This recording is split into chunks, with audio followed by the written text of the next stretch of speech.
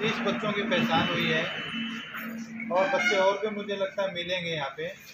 आप लोग सही ढंग से सर्वे करोगे तो बच्चे और मिलेंगे।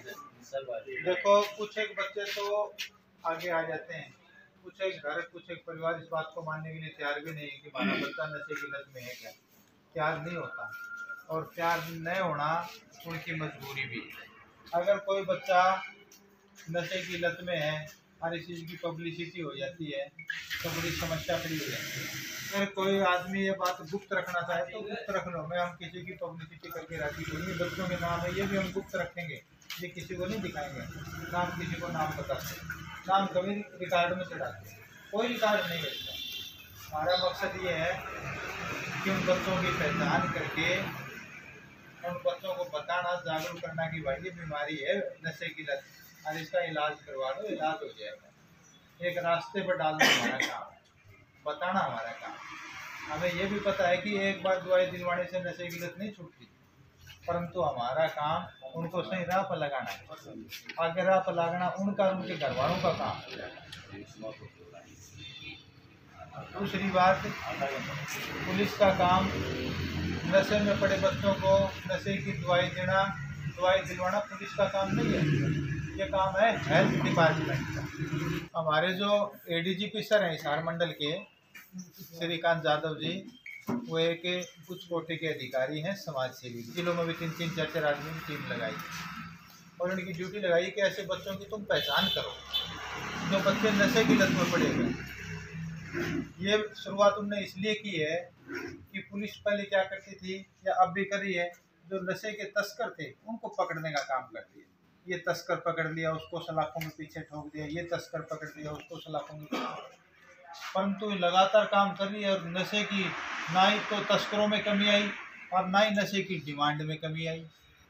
तुमने एक ये नया फार्मूला अपनाया कि भाई जब तक समाज में नशे की डिमांड रहेगी, नशे की मांग रहेगी, तस्करों पे अंकुश नहीं लग पाएगा।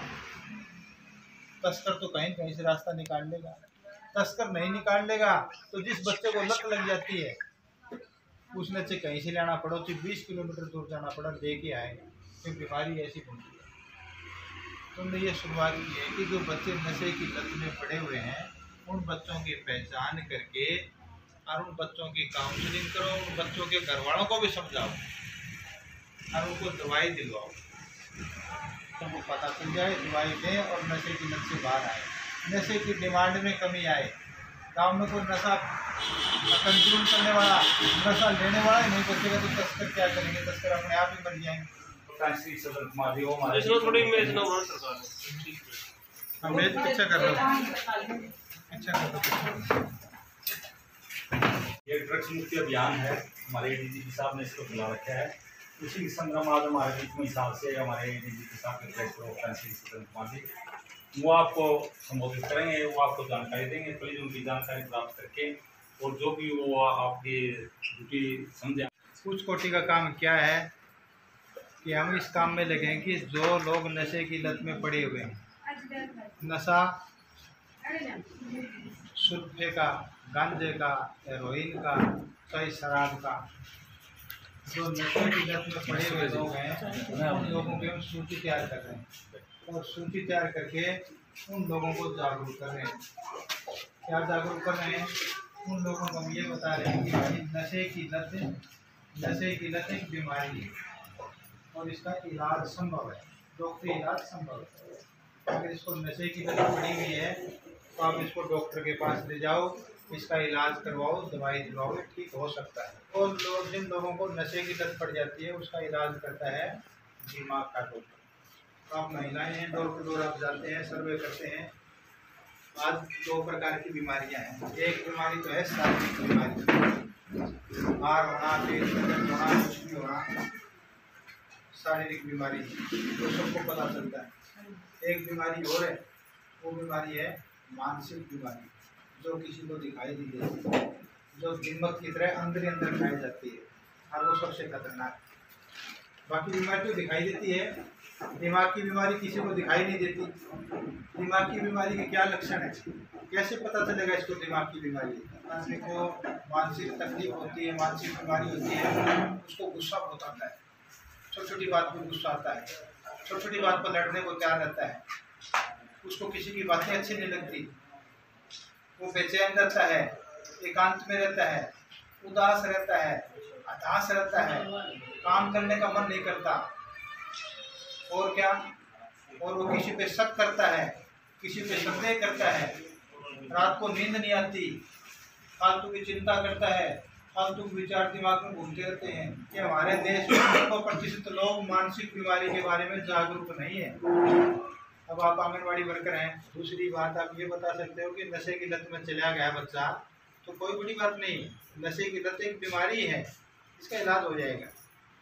ये भी आप बता सकते हैं कि नशे की लत में चला गया तो इसे घृणा मत करो, इसको प्यार दो, बिठाओ, सारी बातें सुनो, इसको हौसला दो कि आप चिंता मत करो, आपको दवाई दिलवाएंगे, आपका इलाज हो जाएगा, उसके बाद फिर आपको अच्छा इंसान बनाएंगे, आपको रोजगार मिलेगा, आपको काम मिलेगा, ये मिलेगा, उसका हौसला बढ़ाना चाहिए। बच्चों के प्रति प्रथम दायित्व किसका होता है? उसकी देखभाल का, उसका मार्गदर्शन का पहला कर्तव्य माँ बाप का ही होता है।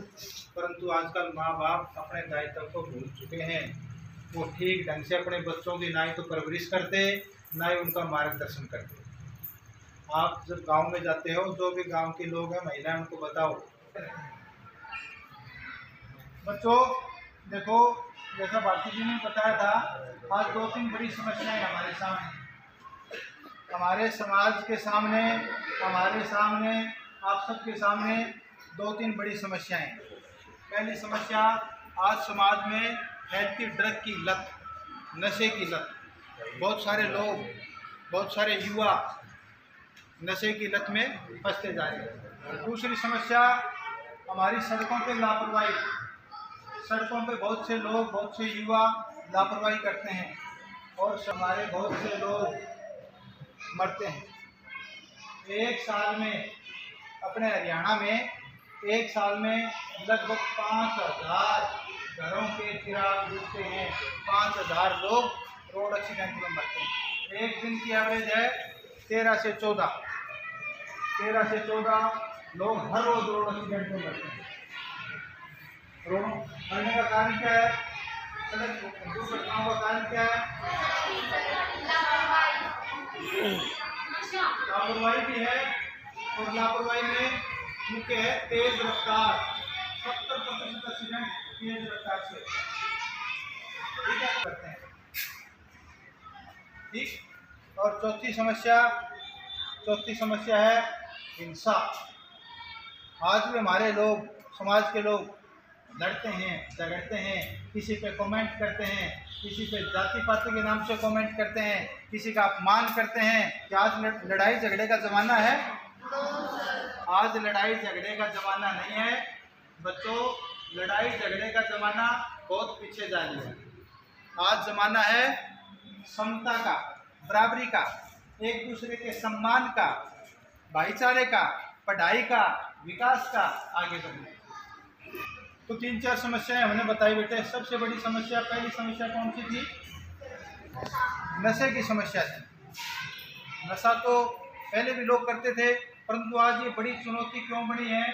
आज ये बड़ी चुनौती इसलिए बनी है कि हमारे युवा बच्चे तो 17 साल का, 18 साल का, 20 साल का, 22 साल का इस नशे के दलदल में फंस चुके हैं और फंसते ही जा रहे हैं। अब हमारी इस उम्र के बच्चे नशे की दलदल में फंस जाएंगे, हमारे युवा ही कमज़ोर हो जाएंगे, हमारे युवा पथभ्रष्ट हो जाएंगे, तो हमारे पास क्या बचेगा? समाज तो खोखला हो जाएगा। तो ये बड़ी समस्या है। अब आप कहोगे सर समस्या तो है, परंतु हम तो बच्चे हैं, हम इसमें क्या रोल अदा कर सकते हैं? तो समाज से नशे की समस्या को ख़त्म करने के लिए बच्चों आपकी क्या भूमिका हो सकती है? क्या भूमिका निभा सकते हो बच्चों? जागरूक कर सकते हो।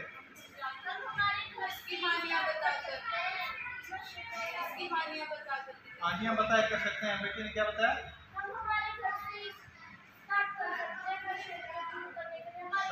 बहुत बढ़िया बेटी, बहुत बढ़िया बताया। मैं ना नशे पे बोलूँगा और ना रोड सेफ्टी पे बोलूँगा। अब मैं आपसे एक ही रिक्वेस्ट करूँगा। सबसे पहले तो आपका गांव में परिवार की परंपराओं के बीच रहना और समाज की परंपराओं के बीच रहना बहुत ज़रूरी है। परिवार ने जो नियम बनाए हैं, समाज ने जो नियम बनाए हैं, आप लोग क्या करते हैं, 8वीं क्लास पास करके, 10वीं क्लास पास करके, 12वीं क्लास पास करके क्या कहते हैं, मैं पढ़ा लिखा हूँ, मैं पढ़ी लिखी हूँ, मैं आज़ाद हूँ, मैं जो जी में आएगा वो करूँगी या करूँगी। ये शब्द जिंदगी के लिए सबसे ज़्यादा हानिकारक हैं। आप पढ़े लिखे हैं, आप आज़ाद हैं, इस बात में कोई संकोच नहीं है। और जो ये मुहिम हरियाणा पुलिस ने चलाई है, इस मुहिम में जब तक आप अध्यापकगण और सोशल वर्क के लोग जो गांव में रहते हैं, खासकर हमारी महिला जो गांव में अपने अपने पद रखती हैं, मैं चाहे महिला सरपंच है, चाहे वो किसी भी पद पे आसीन है, जब तक हम पूर्ण सहयोग नहीं करेंगे, हम अकेले कुछ नहीं कर पाएंगे। और दूसरी बात, अगर आपको इस बारे में किसी प्रकार की कोई पत्राचार करना है तो आपके बाहर हमने एक बॉक्स लगवाया हुआ है, मैडम ने लगवा रखा है, आप अपना नाम पता बिल्कुल ना लिखो, जो बात उसमें लिखनी है उसमें चुपके से डाल दो, हमारे पास वो चिट्ठी आ जाएगी, हम उस पर पूरी कार्रवाई करने की कोशिश करेंगे। अभी एएसआई नरेश कुमार जी मेरे को ये कह रहे थे कि हमने अनुशासन देखा बहुत स्कूलों में, लेकिन इस स्कूल से कम।